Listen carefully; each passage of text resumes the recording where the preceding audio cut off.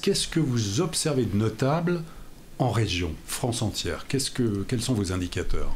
Alors, aujourd'hui, il y a beaucoup moins d'acheteurs. On passe parfois de 18 acheteurs la semaine à 6 à 7 acheteurs la semaine. Donc on voit bien qu'aujourd'hui l'accès au crédit est devenu vraiment difficile. Il y a beaucoup de gens qui sont sortis de l'assiette des gens solvables pour pouvoir acheter. Avant, pour 1000 euros, je crois qu'on pouvait emprunter 230 000 euros pour 1000 euros par mois, une mensualité. Là, aujourd'hui, c'est 160. Donc soit vous perdez en surface, soit vous perdez en achat. Donc beaucoup de gens remettent en question leur propre projet. Donc c'est ce qu'on retrouve. Et il y a un certain attentisme de tout cet été, déjà qui vient de avant l'été. Il y a un attentisme des vendeurs, mais aussi des acheteurs. Et non pas qu'ils veulent faire des affaires et qu'ils attendent que ça baisse. Ils ne veulent pas faire de mauvaises affaires. Un acheteur, il veut surtout ne pas faire une mauvaise affaire. Et donc, dans les informations croisées qui arrivent de tous les côtés, ils disent qu'il faut qu'on attende que ça baisse. Donc, il y a un attentif qui, aujourd'hui, a gelé un peu les transactions depuis ces 3 ou 4 derniers mois.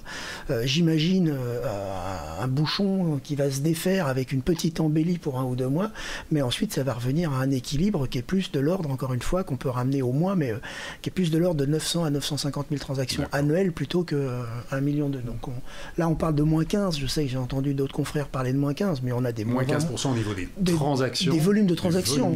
Mais on remarque des moins 25, moins 30 dans certaines régions. Donc, et puis après...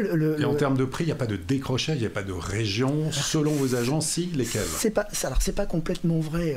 C'est pas vrai au national. Ouais. On ne sent pas de décrochage du tout au national, puisqu'aujourd'hui, c'est boosté aussi par la côte, qu'elle soit Atlantique ou Méditerranée, Paris qui décroche pas, qui fait un -1, -2 à peine aujourd'hui.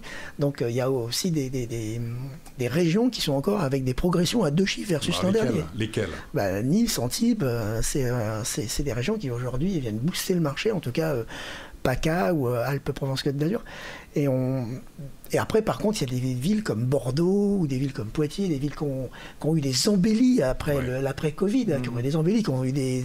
Bordeaux, je crois que c'était 17% au démarrage de la LGV. Toujours en tête des villes où il fallait investir, enfin toujours. Que ça décroche, ça devient presque un peu normal, quoi.